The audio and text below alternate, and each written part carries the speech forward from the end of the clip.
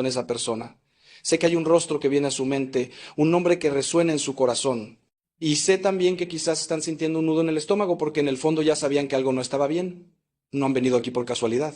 Dios los ha traído a este momento, a estas palabras, porque los ama con un amor infinito y quiere liberarlos de las cadenas que ustedes mismos se han puesto.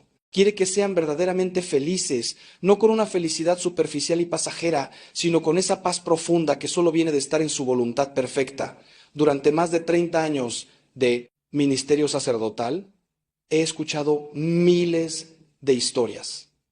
He visto matrimonios destruidos, familias rotas, vocaciones perdidas, todo porque alguien decidió ignorar las señales que Dios le enviaba. He visto a personas brillantes, llenas de potencial, convertirse en sombras de lo que eran, todo por aferrarse a una relación que los estaba matando poco a poco. Pero también, gracias a Dios, he visto milagros. He visto a personas que tuvieron el valor de obedecer a Dios, que tuvieron la fortaleza de soltar lo que no era para ellos y que después encontraron una felicidad que nunca imaginaron posible. Lo que voy a compartir con ustedes hoy no son solo palabras de un sacerdote, son verdades reveladas por Dios mismo a través de su palabra, confirmadas por la sabiduría de la Iglesia durante 2000 años y validadas por la experiencia de millones de personas que han caminado este sendero antes que ustedes. Si ustedes me dan su atención, su corazón abierto y su disposición a escuchar la voz de Dios a través de estas palabras, les prometo que terminarán este tiempo con una claridad que quizás han estado buscando durante meses o incluso años. Así que respiren profundo, hagan una oración al Espíritu Santo, pidiéndole que ilumine su mente y su corazón, y caminemos juntos por este camino de discernimiento y verdad. La primera señal que Dios nos da cuando una relación no es su voluntad para nosotros es la pérdida de la paz interior. Hermanos, escúchenme bien. Donde está Dios, está la paz. Donde está la voluntad de Dios, hay una serenidad profunda que trasciende las circunstancias externas. San Pablo nos dice en su carta a los Filipenses, la paz de Dios, que sobrepasa todo entendimiento, guardará vuestros corazones y vuestros pensamientos en Cristo Jesús. Esta paz no es la ausencia de problemas o dificultades, sino una certeza interior, una tranquilidad del alma que nos dice que estamos donde debemos estar, con quien debemos estar. Cuando una relación no es de Dios, lo primero que perdemos es precisamente esa paz. Comenzamos a experimentar una ansiedad constante, una inquietud que no nos deja descansar. Nos despertamos en medio de la noche con el corazón acelerado, pensando en esa persona, preocupados por cosas que no podemos controlar. Hay un peso en el pecho, una opresión que nos acompaña durante el día. Nos encontramos constantemente preocupados, analizando cada palabra, cada gesto, cada silencio. Vivimos en un estado de alerta permanente, como soldados en zona de guerra, esperando el próximo conflicto, la próxima decepción, el próximo dolor. He conocido a tantas personas que me dicen, Padre, cuando estoy con esta persona a veces soy tan feliz, pero luego hay momentos de tanto sufrimiento que no sé si vale la pena. Y yo les pregunto, ¿y esa felicidad de la que hablas es verdadera paz o es solo euforia? ¿Es un descanso del alma o es solo una distracción temporal del dolor? Porque hay una diferencia enorme, hermanos, míos, entre la euforia y la paz. La euforia es intensa pero pasajera, sube y baja como una montaña rusa, nos hace sentir vivos pero nos deja exhaustos.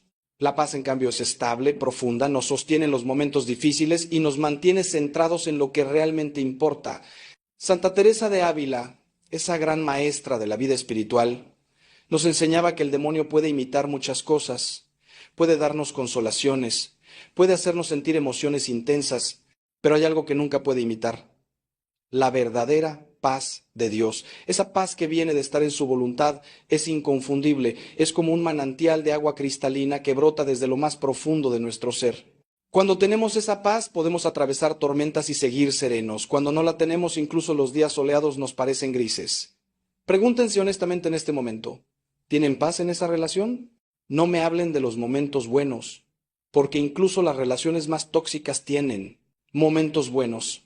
Hábleme de su estado interior general. ¿Duermen tranquilos? ¿Se levantan con esperanza o con temor?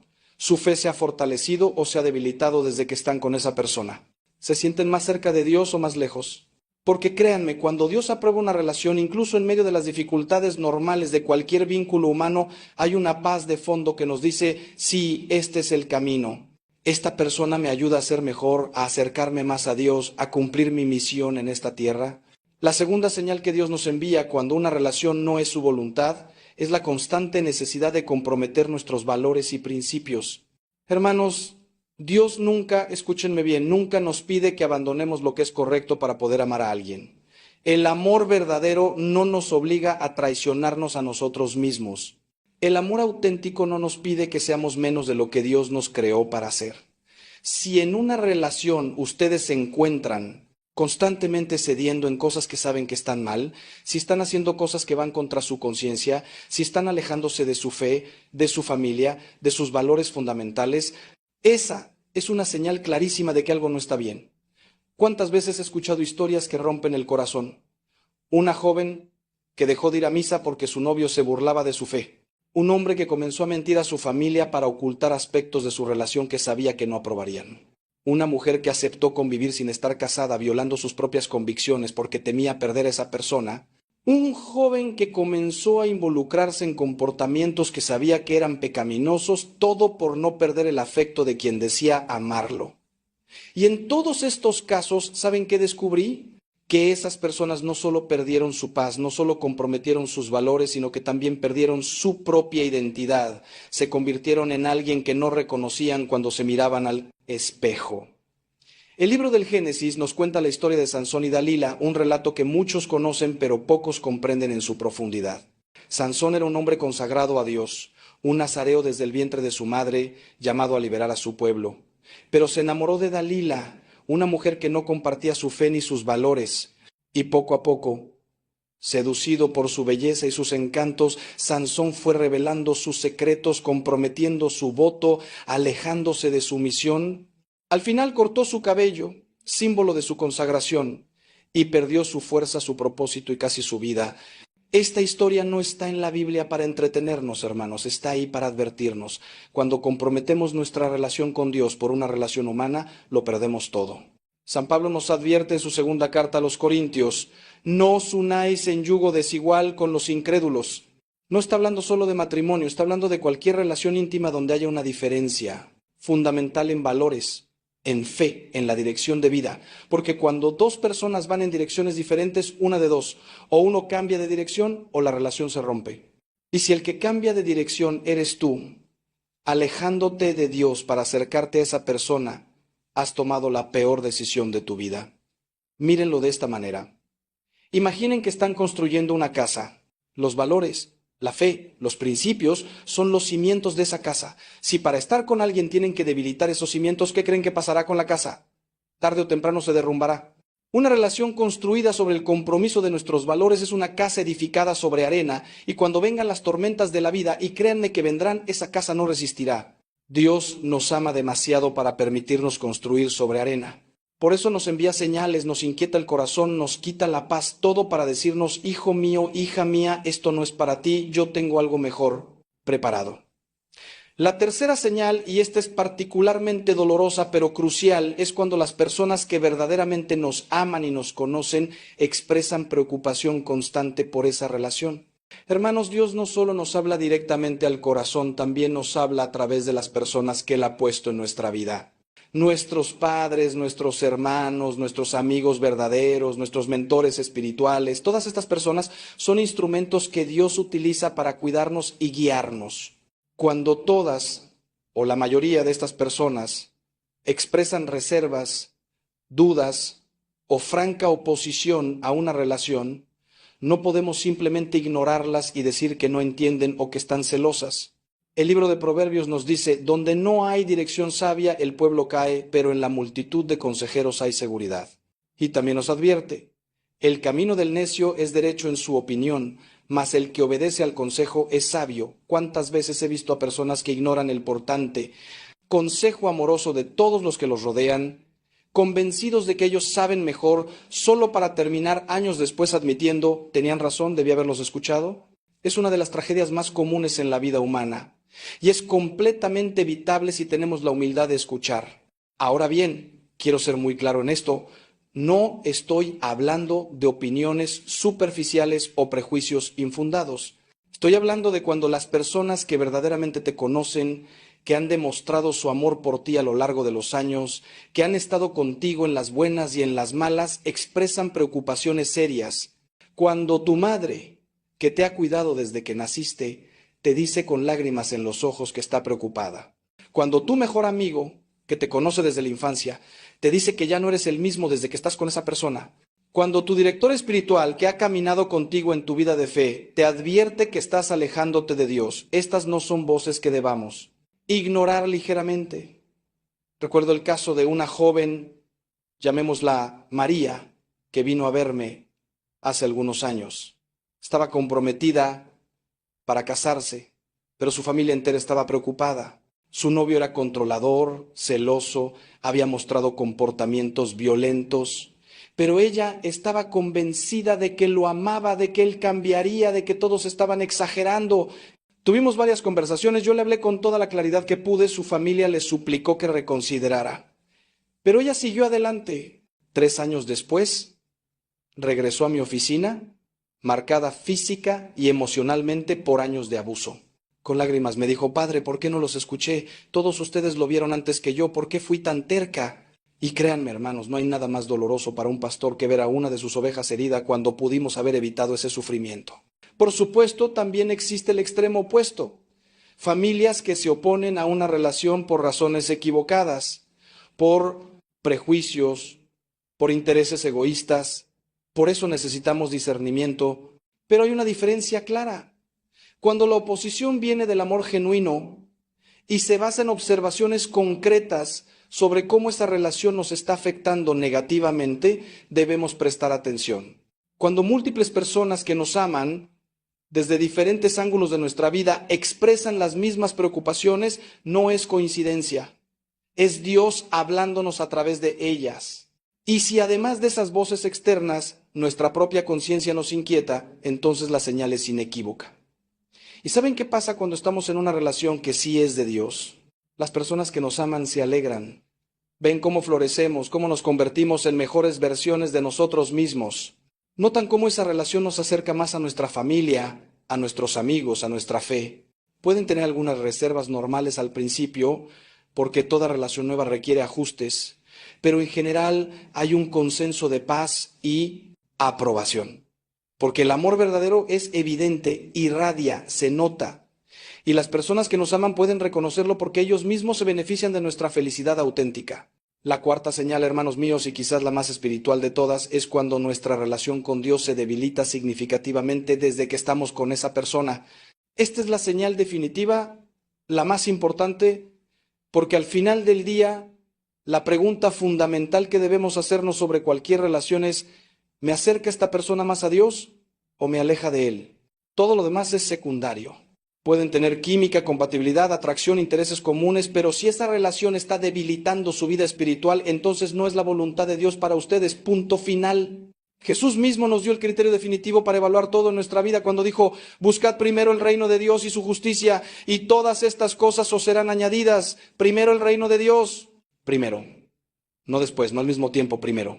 Y cuando una relación humana comienza a competir con nuestra relación con Dios, cuando esa persona se convierte en nuestro ídolo, en el centro de nuestra vida, desplazando a Dios de su trono en nuestro corazón, estamos en territorio peligroso, muy peligroso. ¿Cómo se manifiesta esto en la práctica? De muchas maneras, hermanos. Quizás antes orabas todos los días, pero ahora ya no tienes tiempo porque estás constantemente en contacto con esa persona. Quizás antes ibas a misa fielmente cada domingo, pero ahora prefieres quedarte con tu pareja. Quizás antes leías la palabra de Dios, participabas en tu comunidad de fe, pero ahora todo eso ha quedado en segundo plano. Y lo más preocupante, quizás ni siquiera te das cuenta de cómo has cambiado. Es un proceso gradual, imperceptible, como la rana en la olla de agua que se calienta poco a poco sin darse cuenta de que se está cocinando. He visto casos devastadores de personas que tenían vocaciones religiosas claras, llamados al sacerdocio o a la vida consagrada, que abandonaron todo por una relación que no era de Dios. No estoy diciendo que toda relación romántica sea incompatible con una vocación religiosa. Muchas veces Dios cambia nuestros planes y nos llama al matrimonio cuando pensábamos que nos llamaba a otra cosa. Pero cuando hay una vocación clara, confirmada por años de discernimiento, por signos evidentes, por la paz profunda en la oración, y de repente llega alguien que nos hace abandonar todo eso, que nos seduce alejándonos de nuestro llamado, esa no es una persona que Dios ha enviado a nuestra vida. Santa Teresa de Jesús tenía un criterio muy claro para discernir si algo venía de Dios o no. Ella decía que lo que viene de Dios siempre produce humildad, paz y un deseo mayor de servir a Dios y al prójimo. Lo que viene del demonio o de nuestra propia voluntad desordenada produce soberbia, inquietud y una tendencia a centrarnos en nosotros mismos. Apliquen este criterio a su relación.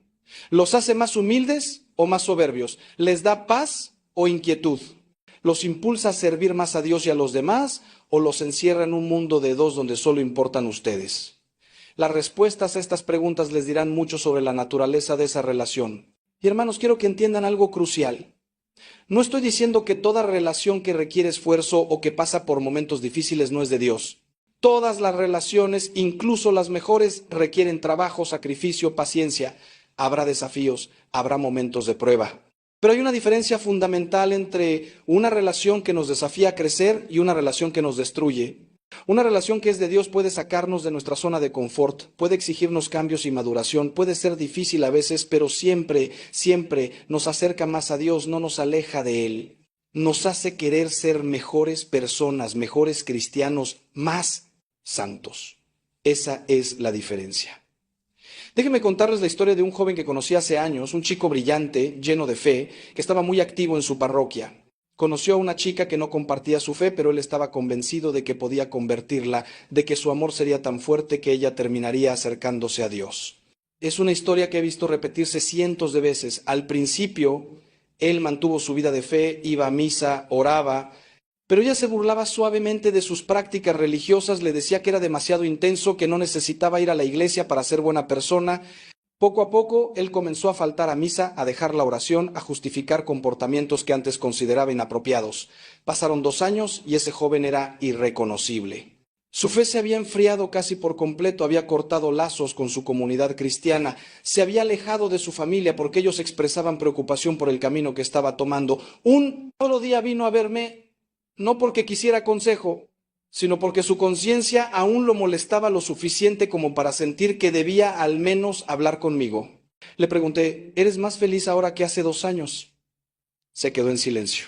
Luego me dijo, no sé qué es la felicidad ya, padre, solo sé que ya no soy yo. Esa frase se me quedó grabada. Ya no soy yo.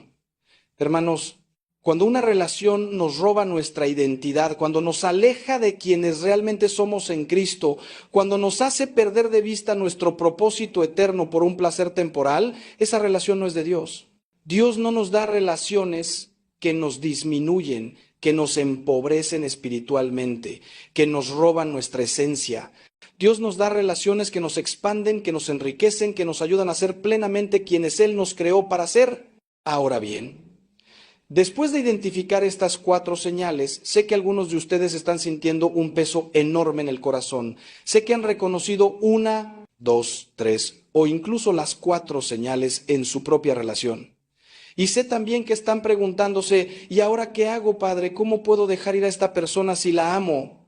¿Cómo puedo enfrentar el dolor, la soledad, el vacío que sé que vendré si termino esta relación? Estas son preguntas legítimas, dolorosas y merecen respuestas honestas y profundas.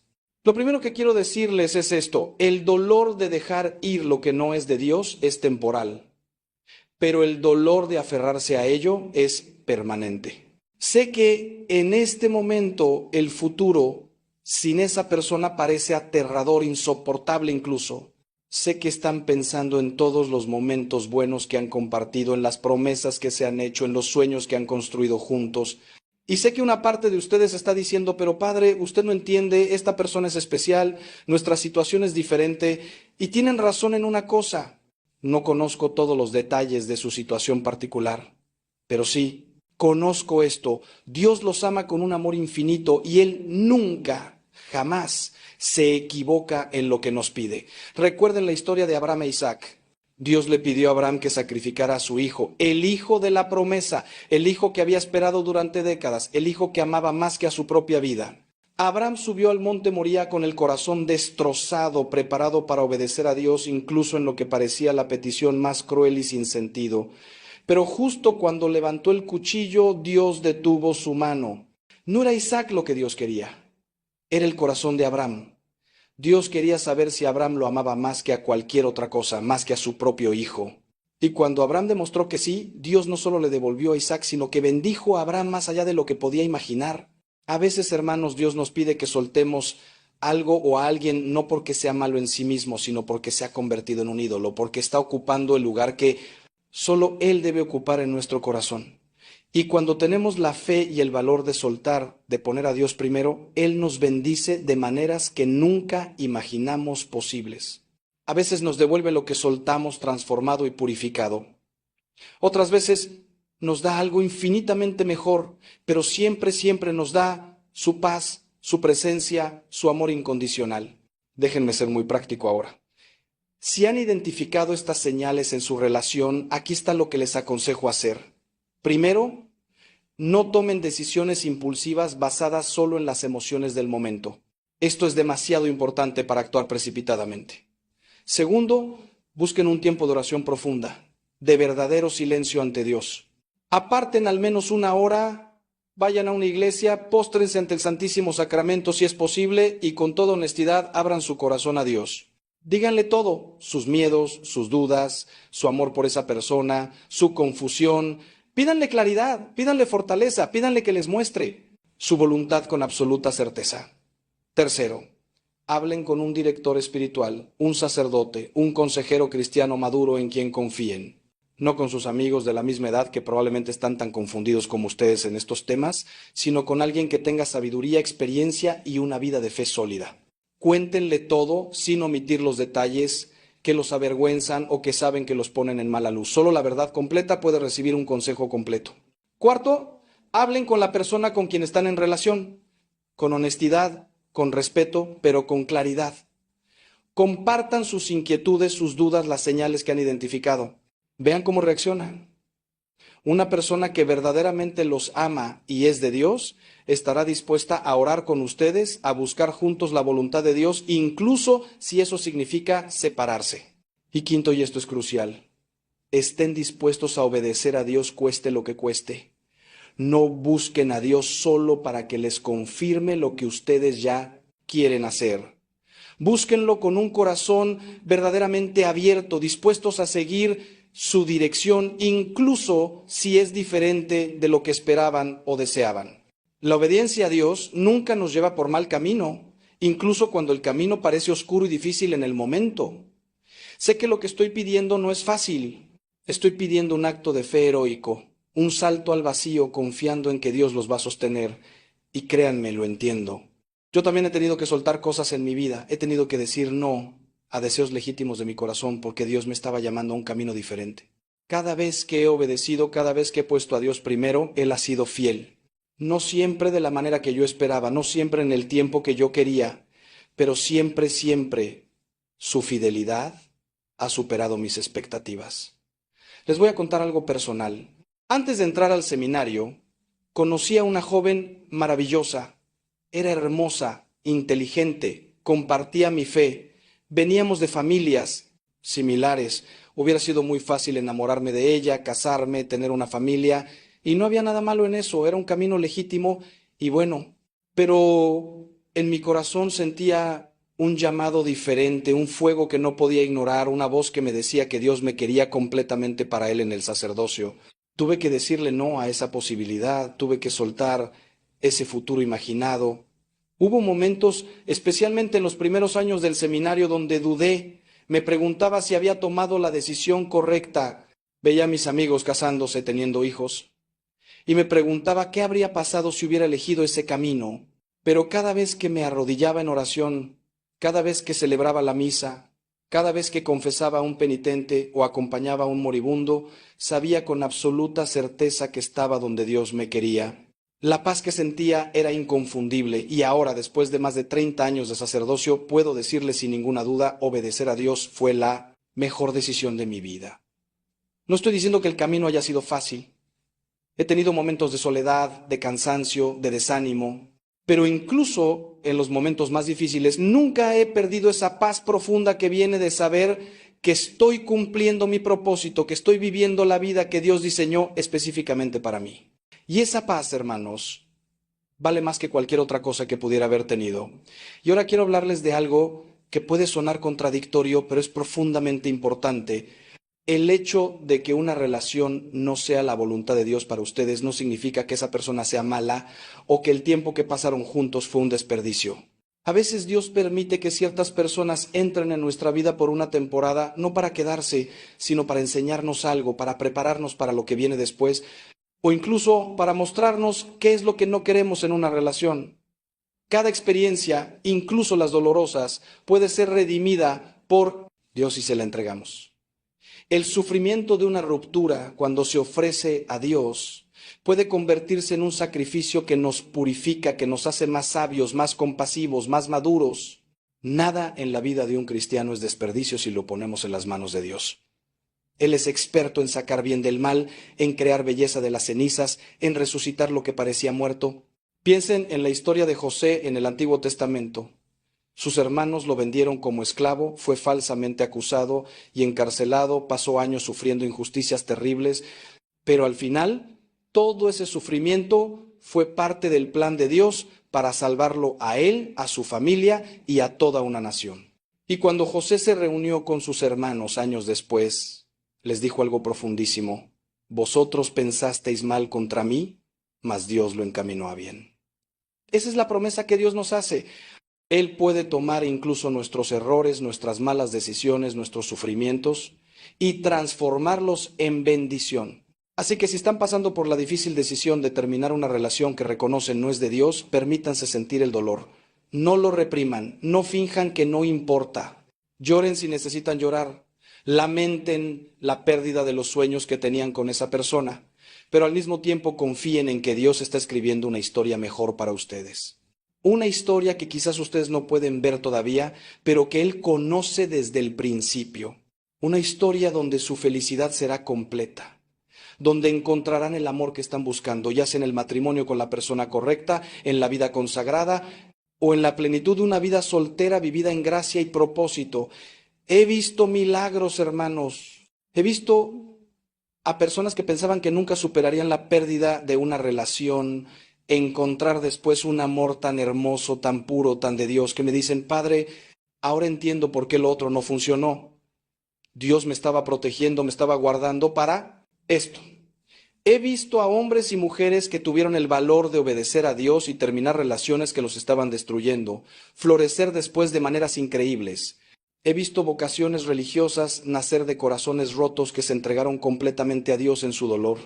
Y quiero que sepan esto también: estar solo por un tiempo o incluso por mucho tiempo no es el peor destino que les puede tocar. El peor destino es estar con la persona equivocada. Es mejor estar solo y en paz que acompañado y en caos. Es mejor esperar en Dios que conformarse con menos de lo que Él tiene preparado para ustedes. La soledad, cuando se vive bien, cuando se llena con la presencia de Dios, con buenas amistades, con servicio a los demás, con crecimiento personal y espiritual, no es una maldición, sino una bendición. Es un tiempo de preparación, de sanación, de transformación. Santa Madre Teresa de Calcuta dijo una vez: la soledad y el sentimiento de no ser querido es la pobreza más terrible. Pero también nos enseñó que nunca estamos verdaderamente solos si tenemos a Dios. Y a veces necesitamos estar físicamente solos por un tiempo para redescubrir que Dios es suficiente, que su amor es suficiente, que en Él encontramos la plenitud que ninguna relación humana puede darnos completamente. Solo cuando entendemos esto, cuando estamos completos en Dios, estamos verdaderamente preparados para una relación sana con otra persona. Ahora quiero abordar algo que sé que algunos de ustedes están pensando: pero Padre, ¿y si me equivoco? ¿Y si termino esta relación y resulta que sí era de Dios? ¿Y si me arrepiento después? Es un miedo legítimo y merece una respuesta cuidadosa. Primero, si siguen el proceso que les he descrito, si buscan a Dios en oración profunda, si consultan con consejeros sabios, si prestan atención a las señales que Dios les está dando, las probabilidades de equivocarse son muy pequeñas. Dios no es un Dios de confusión. Él promete darnos sabiduría si se la pedimos con fe. Segundo, incluso si tomaran una decisión que después resulta no haber sido la mejor, Dios puede redimir eso también. Él es el Dios de las segundas oportunidades, de los nuevos comienzos, de los caminos que parecían cerrados pero que Él abre si es su voluntad. No estamos jugando una partida de ajedrez contra un adversario despiadado donde un movimiento equivocado significa derrota total. Estamos en las manos de un Padre amoroso que nos guía, nos corrige cuando nos desviamos y siempre nos ofrece una manera de volver al camino correcto. Tercero, y esto es importante, el miedo nunca debe ser la razón para quedarse en una relación. Si lo único que los mantiene con alguien es el miedo a estar solos, el miedo a no encontrar a nadie más, el miedo a equivocarse, entonces ya tienen una señal clara de que algo no está bien. El amor verdadero echa fuera el temor, como nos dice San Juan en su primera carta. Una relación que es verdaderamente de Dios nos da confianza, nos da paz, no nos mantiene atrapados por el miedo. Cuarto, confíen en el proceso. Dios no nos revela todo su plan de una vez porque no podríamos soportar ver el futuro completo. Nos guía paso a paso, día a día, decisión a decisión. Y cada vez que obedecemos en fe, cada vez que damos un paso en la dirección que sentimos que Él nos está indicando, Él nos da luz para el siguiente paso. Es como caminar en la oscuridad con una linterna que solo ilumina unos metros adelante. No podemos ver el destino final, pero podemos ver lo suficiente para dar el siguiente paso con confianza. Y ahora, hermanos, permítanme hablarles del otro lado de esta moneda. ¿Cómo se ve una relación que sí es de Dios? Porque es importante no solo saber de qué huir, sino también hacia qué correr. Una relación que es verdaderamente la voluntad de Dios tiene características distintivas, frutos del Espíritu Santo que son inconfundibles. Les voy a compartir algunas de estas características para que tengan un punto de referencia, un ideal hacia el cual orientarse. Una relación que es de Dios produce crecimiento mutuo. Ambas personas se vuelven mejores versiones de sí mismas. Él saca lo mejor de ella saca lo mejor de él. Se desafían mutuamente a crecer en virtud, en santidad, en generosidad. Se animan en sus talentos, se apoyan en sus debilidades, se complementan, no se necesitan en un sentido enfermizo de codependencia, sino que se eligen libremente desde la plenitud, no desde el vacío. Como dijo Rainer Maria Rilke, el amor no es mirarse el uno al otro, sino mirar juntos en la misma dirección, y cuando esa dirección es Dios, todo lo demás encuentra su lugar correcto. Una relación que es de Dios fortalece la fe de ambos. Van juntos a misa, oran juntos, se edifican mutuamente en el camino espiritual. Cuando uno está débil en la fe, el otro lo sostiene. Cuando uno se desanima, el otro lo anima. Se perdonan con la misma misericordia con que Dios los perdona. Se sirven mutuamente con humildad, viendo en el otro la imagen de Cristo. Y su relación no es un fin en sí mismo, sino un medio para servir mejor a Dios y a los demás. Sueñan juntos con cómo pueden usar su amor para bendecir al mundo, para construir el reino de Dios, para criar hijos en la fe si Dios los llama al matrimonio.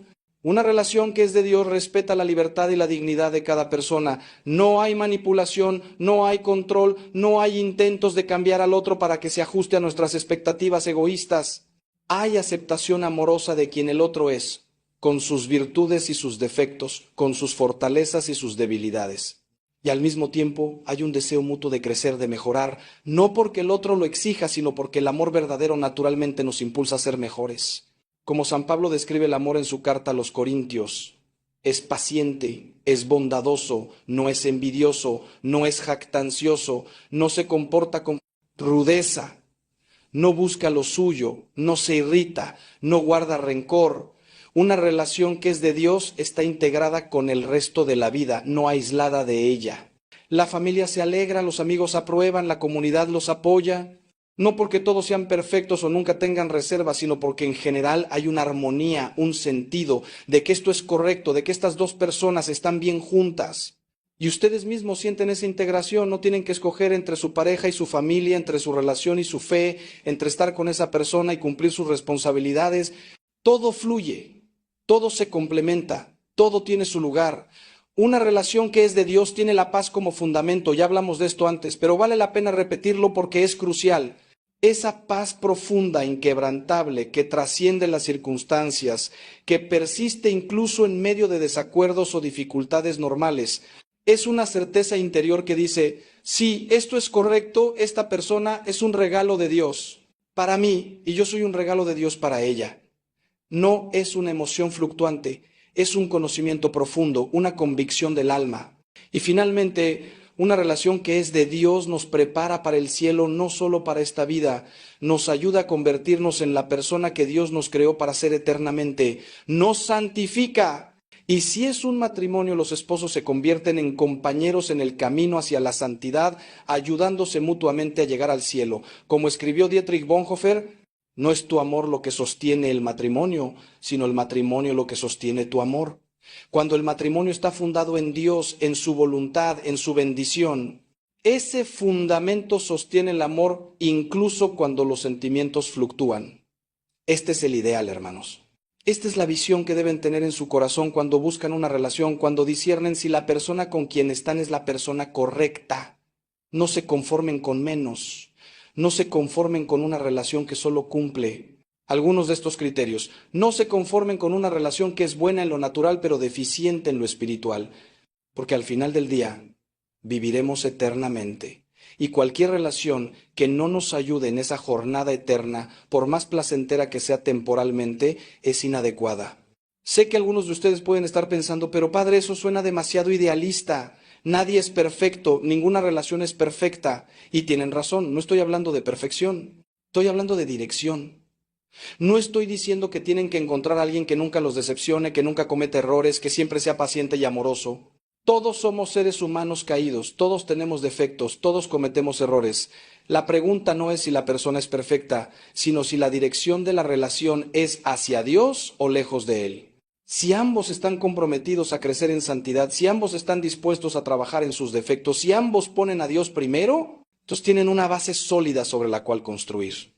Pero hay una diferencia entre una persona imperfecta que está luchando por crecer y una persona que simplemente no es la correcta para ustedes, o peor aún, una persona que los está alejando de Dios. No confundan paciencia con negación. No confundan esperanza con ilusión. No confundan fe con ingenuidad. Dios nos llama a amar con sabiduría, no con ceguera. Déjenme compartir una historia más, una historia hermosa que ilustra lo que estoy tratando de comunicar. Conocí a una mujer hace unos 10 años que había estado en una relación por 5 años. Su novio era un buen hombre en muchos sentidos, trabajador, inteligente, amable con su familia, pero había algo que la inquietaba constantemente. Él no compartía su fe. Iba a misa con ella ocasionalmente para complacerla, pero era evidente que su corazón no estaba ahí, y ella sí destruye a ti, sino que también destruye a quien crees estar ayudando. Hoy voy a enseñarte algo que puede cambiar radicalmente tu vida. Voy a mostrarte cómo discernir a quién ayudar, cómo hacerlo y hasta dónde. Voy a revelarte los 4 perfiles de personas con quienes tu generosidad sin límites no solo es inútil, sino dañina para ambos. Y voy a darte las herramientas bíblicas, teológicas y prácticas para que aprendas a amar con sabiduría, a ayudar con discernimiento, a dar sin destruirte. Pero te advierto desde ahora, esto va a incomodarte. Va a confrontar ideas que creías sagradas. Va a desafiar esa imagen que tienes de ti mismo como el salvador de todos. Va a obligarte a mirar verdades incómodas sobre las personas que estás ayudando y sobre tus propias motivaciones para hacerlo.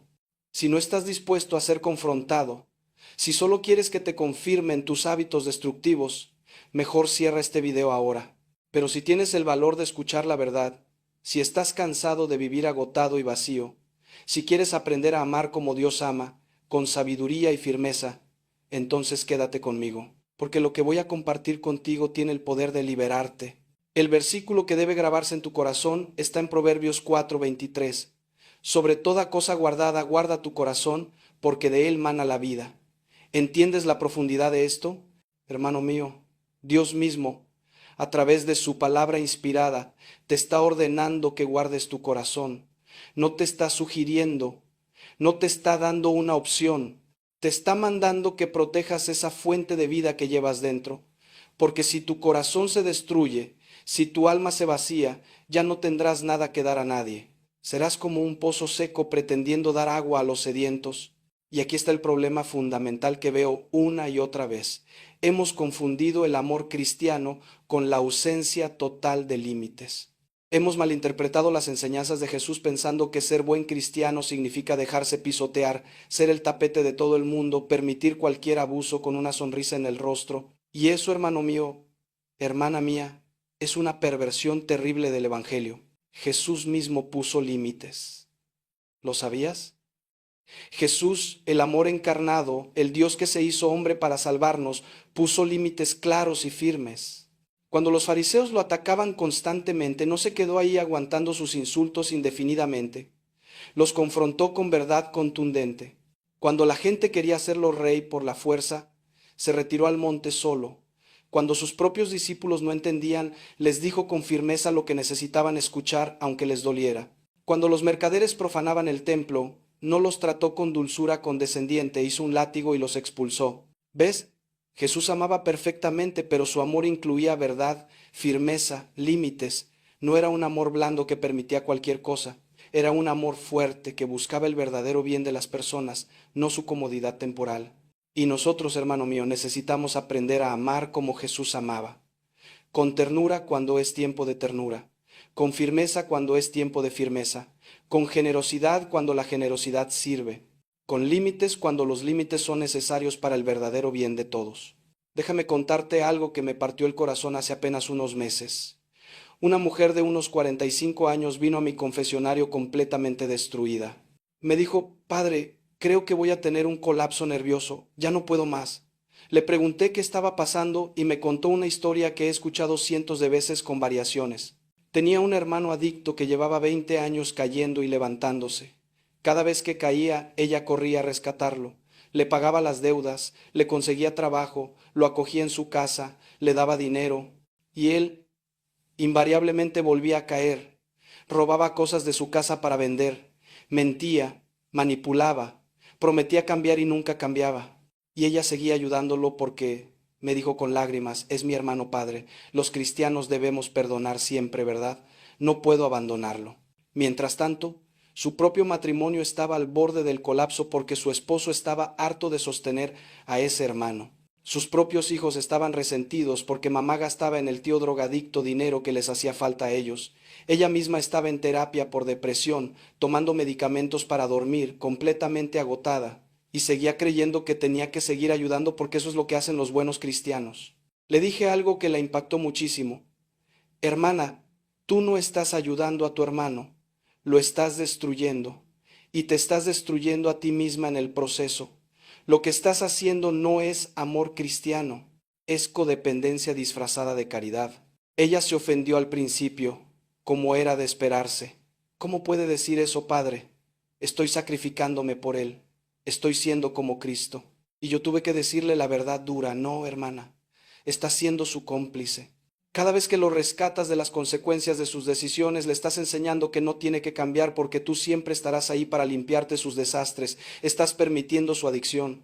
Y mientras tanto, estás abandonando a las personas que sí son tu responsabilidad: tu esposo, tus hijos, tú misma. Esa conversación fue larga y dolorosa, pero fue necesaria, porque esa mujer necesitaba escuchar que poner límites no es falta de amor, es amor maduro. Que decir no más no es abandono, es permitir que la persona enfrente las consecuencias de sus actos. Que cuidar de tu propio corazón no es egoísmo, es obediencia a Dios que te manda guardarlo. Después de meses de acompañamiento, esa mujer finalmente puso límites claros con su hermano. Le dijo: te amo, pero no voy a seguir rescatándote, no voy a darte más dinero, no voy a pagar tus deudas, no vas a vivir en mi casa mientras sigas usando drogas. Cuando estés verdaderamente listo para rehabilitarte, te ayudaré a encontrar un programa serio y te apoyaré en ese proceso. Pero mientras sigas eligiendo las drogas, yo elijo cuidar mi familia y mi salud. ¿Y sabes qué pasó? Al principio, su hermano reaccionó con furia. La acusó de ser egoísta, de no ser cristiana, de abandonarlo, trató de manipularla con culpa, pero ella se mantuvo firme. Y después de varios meses tocando fondo sin la red de seguridad de su hermana, finalmente aceptó entrar a un programa de rehabilitación serio. Hoy, 2 años después, lleva limpio y está reconstruyendo su vida. Y me dijo algo hermoso: si mi hermana no hubiera puesto esos límites, yo seguiría usando. Necesitaba tocar fondo de verdad. Esa historia, hermano mío, ilustra perfectamente lo que necesitas entender. A veces el amor más grande que puedes dar es decir no. A veces la ayuda más poderosa es dejar de ayudar. A veces salvas a alguien precisamente cuando dejas de rescatarlo. Pero antes de profundizar en los 4 perfiles de personas con quienes necesitas límites firmes, necesito que entiendas el fundamento teológico de lo que estoy enseñando. Porque esto no es psicología secular disfrazada de cristianismo. Esto es doctrina sólida, basada en la Escritura y en la tradición de la Iglesia. Primera de Corintios 13, ese capítulo famoso sobre el amor, nos dice que el amor no se goza de la injusticia, mas se goza de la verdad. ¿Captas esto? El amor verdadero se goza de la verdad, no de la mentira. Y cuando tú permites que alguien siga en patrones destructivos, cuando permites el abuso, cuando permites la manipulación, cuando permites que alguien te use sin cambiar nunca, no estás amando en verdad. Estás participando de una mentira. La mentira de que está bien vivir así, la mentira de que no hay consecuencias para las malas decisiones, la mentira de que el amor significa tolerar cualquier cosa. Gálatas 6:2 nos manda llevar las cargas los unos de los otros. Pero el versículo 5 del mismo capítulo dice que cada uno llevará su propia carga. ¿Hay contradicción aquí? No, hay sabiduría. Hay ciertas cargas que debemos ayudar a otros a llevar, las enfermedades, las pérdidas, las crisis genuinas. Pero hay otras cargas que cada persona debe llevar sola, las consecuencias de sus decisiones, la responsabilidad por sus actos, el trabajo de su propia transformación. Y cuando tú cargas las cargas que le corresponden a otro, cuando asumes responsabilidades que no son tuyas, no lo estás ayudando, lo estás incapacitando, lo estás infantilizando, lo estás impidiendo crecer. Efesios 4:15 nos exhorta a hablar la verdad en amor, no solo amor sin verdad, eso sería sentimentalismo blando, no solo verdad sin amor, eso sería crueldad, verdad en amor, amor con verdad. Y a veces, hermano mío, la verdad duele, a veces la verdad confronta. A veces la verdad pone límites. Y aquí viene algo crucial que necesitas entender sobre los límites. Poner límites no es falta de amor, es expresión de amor maduro. Es amor que busca el verdadero bien de la persona, no su comodidad temporal. Es amor que confía en que Dios puede trabajar a través de las consecuencias naturales. Es amor que respeta la libertad del otro de tomar sus propias decisiones y vivir con las consecuencias. Santa Catalina de Siena decía: sé quien Dios quiso que fueras y prenderás fuego al mundo. Pero ¿cómo puedes ser quien Dios quiso que fueras si estás constantemente agotado, resentido, vacío por dar sin sabiduría? No puedes, hermano mío. Por eso Dios te manda guardar tu corazón, porque de ese corazón guardado, sano, en paz, es de donde emana la vida verdadera que puedes compartir con otros. Ahora vamos a lo más práctico y más confrontador. Voy a describirte 4 perfiles de personas con quienes tu ayuda sin límites no solo es inútil, sino dañina. Y mientras los describo, quiero que seas brutalmente honesto contigo mismo. ¿Hay alguien en tu vida que encaja en estos perfiles? Porque si lo hay, necesitas cambiar radicalmente cómo te relacionas con esa persona. El primer perfil es la persona que no reconoce que tiene un problema. Este es el tipo de persona que está claramente en crisis, claramente en error, claramente en un patrón destructivo, pero que se niega rotundamente a admitirlo. Todo es culpa de otros, todo es mala suerte, todo es conspiración en su contra, pero él o ella nunca, jamás reconoce su parte en el problema. Es el alcohólico que insiste en que no tiene problema con la bebida, que puede dejarlo cuando quiera, que solo bebe para relajarse. Es la esposa infiel que culpa a su esposo de su infidelidad. Si tú fueras mejor esposo, yo no habría buscado a otro. Es el empleado que fue despedido de 5 trabajos y cada vez la culpa es del jefe injusto, de los compañeros envidiosos, del sistema corrupto, nunca de su propia irresponsabilidad. Es el hijo adulto que sigue viviendo de sus padres a los 35 años y culpa a la economía, al gobierno, a la falta de oportunidades, pero nunca examina su propia falta de esfuerzo. Con estas personas, hermano mío, toda tu ayuda es inútil. ¿Por qué? Porque no puedes ayudar a alguien que no reconoce que necesita ayuda. Es imposible.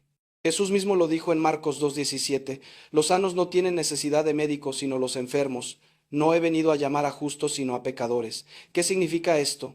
Que Jesús podía ayudar a quienes se reconocían pecadores necesitados de salvación. Pero los fariseos, que se creían justos y perfectos, eran inaccesibles a su gracia.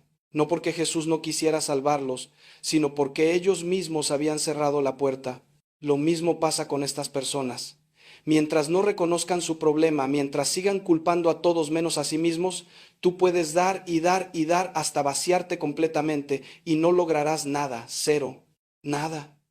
Porque el primer paso hacia cualquier cambio es reconocer que hay algo que cambiar, y si ellos no dan ese primer paso, tú no puedes darlo por ellos. He visto madres que llevan 20 años ayudando a hijos que no reconocen su problema, pagándoles todo, limpiándoles todos sus desastres, justificándolos ante el mundo. Resultado, hijos de 40 años que siguen siendo adolescentes irresponsables, porque nunca tuvieron que enfrentar las consecuencias de sus actos, porque mamá siempre estuvo ahí para rescatarlos.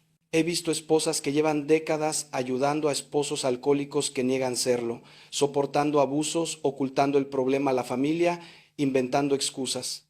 Resultado, el esposo nunca busca ayuda porque no hay necesidad. Su esposa maneja todo. Su adicción no tiene consecuencias reales. ¿Para qué cambiar? Entonces, ¿qué haces con estas personas? Primero confrontas con verdad y amor. Una vez, dos veces, tal vez tres. Les dices claramente, hermano, tienes un problema, y hasta que no lo reconozcas, yo no puedo ayudarte. Segundo, pones límites firmes. No voy a seguir rescatándote. No voy a seguir siendo tu red de seguridad mientras no reconozcas tu responsabilidad. Tercero, te retiras y oras. Oras fervientemente para que Dios abra sus ojos, pero no sigues dando, no sigues rescatando, porque eso solo perpetúa el problema. Y cuando te sientas culpable por poner esos límites, recuerda esto: Jesús pasó de largo por muchas personas, no sanó a todos los enfermos de Israel, no resucitó a todos los muertos, no multiplicó panes para todas las multitudes. Fue selectivo, fue estratégico, invirtió su tiempo y energía donde había receptividad, y nosotros debemos hacer lo mismo. El segundo perfil es la persona que rechaza toda responsabilidad por su situación. Este perfil es primo hermano del primero, pero con un matiz diferente. Esta persona tal vez reconoce que hay un problema, pero insiste en que no es culpa suya en absoluto. Todo lo malo que le pasa es responsabilidad de otros. Su vida es un desastre por factores completamente fuera de su control, y por lo tanto otros deben resolverle la vida. Es el tipo de persona que siempre tiene una excusa, siempre tiene un culpable, siempre tiene una justificación. Su matrimonio fracasó por culpa de su ex, que era imposible. Su negocio quebró por culpa de la economía. Sus hijos no le hablan por culpa de su ex, que los manipuló. No tiene trabajo por culpa del sistema. No tiene amigos por culpa de la gente hipócrita. No tiene dinero por culpa de la mala suerte. ¿Ves el patrón? Siempre el problema está afuera, nunca adentro. Siempre la responsabilidad es de otros, nunca propia. Y esta actitud, hermano mío, es una trampa mortal. Porque si todo lo que te pasa es culpa de otros, entonces no puedes hacer nada para cambiarlo. Eres una víctima perpetua, un títere de las circunstancias, una hoja arrastrada por el viento. La Escritura es clarísima en esto. Gálatas 6:7 dice: no os engañéis, Dios no puede ser burlado, pues todo lo que el hombre sembrare, eso también segará. Causa y efecto, siembra y cosecha. Tus decisiones tienen consecuencias. Y aunque es cierto que a veces sufrimos injusticias que no provocamos, la mayoría de las veces nuestros problemas son resultado de nuestras propias decisiones. Pero esta persona se niega a verlo y quiere que tú asumas la responsabilidad que le corresponde a ella. Quiere que tú arregles su vida, quiere que tú cargues con las consecuencias de sus malas decisiones. Y si tú aceptas ese rol, te vas a destruir sin lograr nada. Déjame contarte de un hombre que vino a pedirme ayuda económica. Me dijo que estaba desesperado, que le iban a quitar su casa, que no tenía para comer.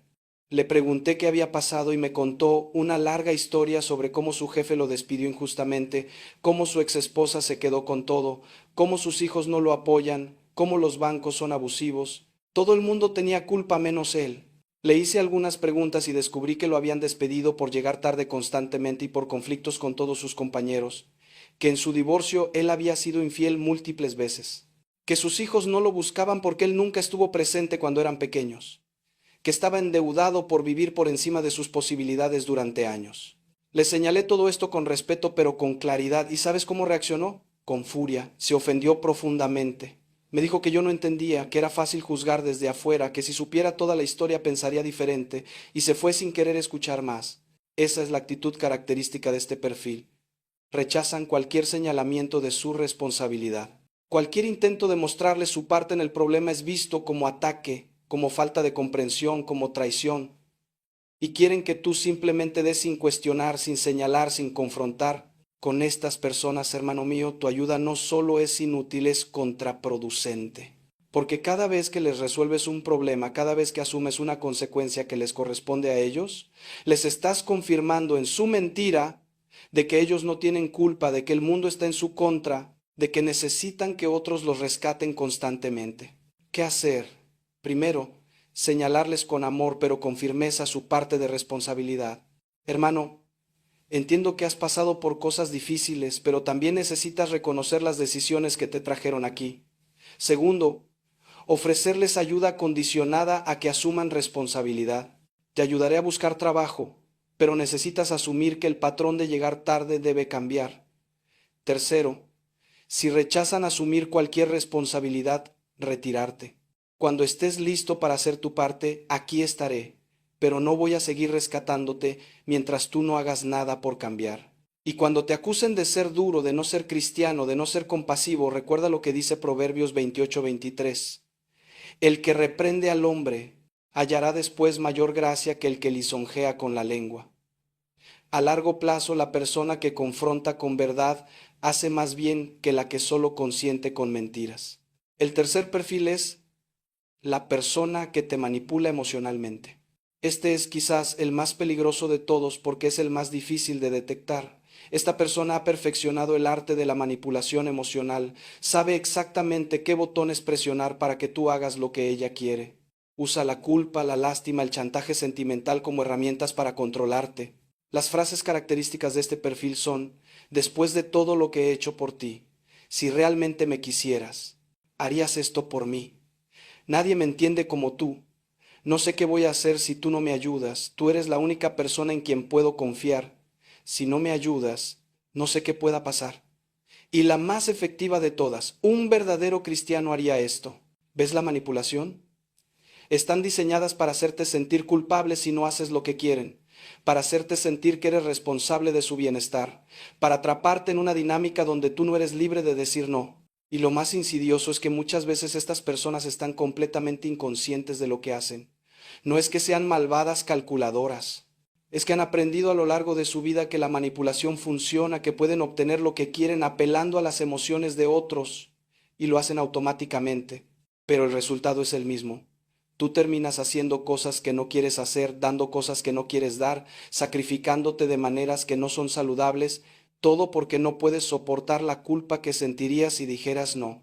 La Escritura es muy clara sobre este tipo de manipulación. Segunda de Corintios 9:7 dice: cada uno dé como propuso en su corazón, no con tristeza ni por necesidad, porque Dios ama al dador alegre. ¿Ves? Dios no quiere que des por obligación, por culpa, por manipulación. Quiere que des libremente, alegremente, desde tu corazón. Y cuando alguien te manipula para que des, cuando alguien te quita la libertad de elegir, cuando alguien te carga con culpas que no son tuyas, eso no es amor, hermano mío. Eso es control. Eso es abuso emocional disfrazado de necesidad. He visto matrimonios donde uno de los cónyuges manipula constantemente al otro.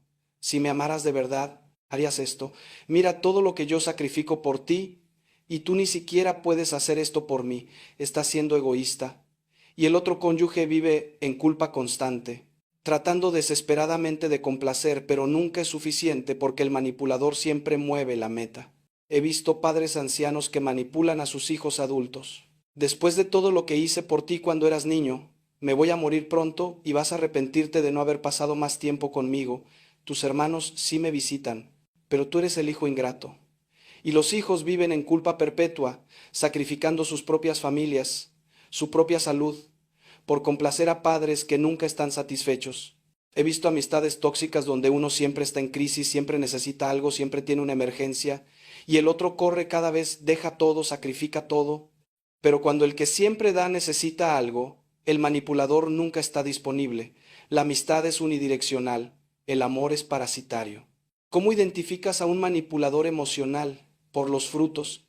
Si después de interactuar con esa persona constantemente te sientes culpable, agotado, ansioso, resentido, probablemente hay manipulación. Si sientes que no puedes decir no sin consecuencias terribles, probablemente hay manipulación. Si esa persona usa amenazas sutiles o no tan sutiles para conseguir lo que quiere, definitivamente hay manipulación. ¿Qué hacer? Primero, reconocer la dinámica, llamarla por su nombre. Esto es manipulación y no voy a permitirla más. Segundo, establecer límites claros sin justificarte excesivamente. No voy a hacer eso. No porque no te ame, sino porque no es sano para ninguno de los dos. Tercero, mantener los límites aunque la persona reaccione mal, porque va a reaccionar mal. Va a intensificar la manipulación, va a hacerte sentir peor. Es su último recurso para recuperar el control. Pero si te mantienes firme, eventualmente tendrá que aceptar los límites o alejarse. Y si se aleja, hermano mío, déjala ir. Una relación basada en manipulación no es relación verdadera, es esclavitud. Y tú fuiste llamado a la libertad. Gálatas 5:1 dice, estad pues firmes en la libertad con que Cristo nos hizo libres y no estéis otra vez sujetos al yugo de esclavitud. El cuarto perfil es la persona que no está dispuesta a hacer su parte. Este perfil quiere resultados sin esfuerzo, quiere cambios sin trabajo, quiere que tú hagas todo mientras ella no mueve un dedo. Es la persona que te pide ayuda, pero cuando le ofrece soluciones prácticas, siempre tiene una excusa para no implementarlas. Ayúdame a encontrar trabajo. Le das contactos, le ayudas con su currículum, le informas de vacantes, pero nunca aplica. O aplica sin esfuerzo o rechaza las oportunidades porque no son exactamente lo que busca. Ayúdame con mi matrimonio. Le sugieres terapia de pareja, libros, retiros matrimoniales, pero nunca lo hace porque no hay tiempo, es muy caro, mi esposo no va a querer. Ayúdame a salir de las deudas. Le das un plan de presupuesto, le explicas cómo reducir gastos, pero no lo implementa porque es muy difícil, no puedo vivir así, necesito ciertos lujos. ¿Ves el patrón? Mucha queja, cero acción. Mucha petición de ayuda, cero disposición a hacer el trabajo que la ayuda requiere. Y tú, como persona generosa que eres, sigues intentando, sigues buscando soluciones mágicas, sigues pensando que si encuentras la ayuda perfecta, finalmente esta persona va a cambiar. Pero no va a cambiar, hermano mío, porque no quiere pagar el precio del cambio. Jesús enseñó esto claramente en la parábola de los talentos en Mateo 25. El Señor da talentos a sus siervos según su capacidad. 2 de ellos trabajan, se esfuerzan, multiplican lo que recibieron. El tercero entierra su talento y no hace nada. ¿Y qué pasa? Los 2 primeros son recompensados, el tercero es castigado y lo poco que tenía le es quitado. ¿Qué nos enseña esto? Que Dios espera que trabajemos con lo que nos da. La gracia de Dios no reemplaza el esfuerzo humano, lo capacita. Dios nos da semillas, pero nosotros debemos plantarlas, regarlas, cuidarlas. Dios abre puertas, pero nosotros debemos caminar a través de ellas. Dios provee oportunidades, pero nosotros debemos aprovecharlas. Y cuando alguien quiere que tú hagas todo el trabajo mientras él solo recibe los beneficios, no es un pedido legítimo de ayuda, es explotación, es pereza espiritual, es rechazo a la responsabilidad personal. He visto esto en contextos pastorales constantemente. Personas que piden oración pero nunca oran ellas mismas. Personas que piden consejo pero nunca siguen ningún consejo. Personas que dicen querer cambiar pero nunca dan un solo paso hacia el cambio. Y quieren que el sacerdote, que el consejero, que el amigo haga magia y les resuelva la vida sin que ellas muevan un dedo. Con estas personas, hermano mío, necesitas ser absolutamente claro desde el principio. Estoy dispuesto a ayudarte, pero necesito ver que tú también estás dispuesto a hacer tu parte. No puedo hacer el trabajo por ti. Puedo acompañarte, puedo guiarte, puedo apoyarte, pero el esfuerzo principal debe ser tuyo. Y si después de eso ves que no hay esfuerzo real, que solo hay palabras sin acción, necesitas retirarte. Proverbios 26:11 dice, como perro que vuelve a su vómito, así es el necio que repite su necedad. Si alguien repite constantemente los mismos patrones, pide ayuda pero nunca cambia, probablemente no está realmente dispuesto a cambiar. Solo quiere alivio temporal sin transformación real. Entonces, ¿qué haces? Les dices con amor pero con firmeza, hermano, yo estoy aquí cuando decidas hacer tu parte. Cuando estés listo para el trabajo que el cambio requiere, cuenta conmigo. Pero mientras solo quieras que yo haga todo, no puedo ayudarte porque eso no te ayudaría realmente. Y ora por ellos, hermano mío. Ora fervientemente para que Dios les dé la gracia de querer cambiar de verdad, pero no cargues con lo que les corresponde a ellos cargar.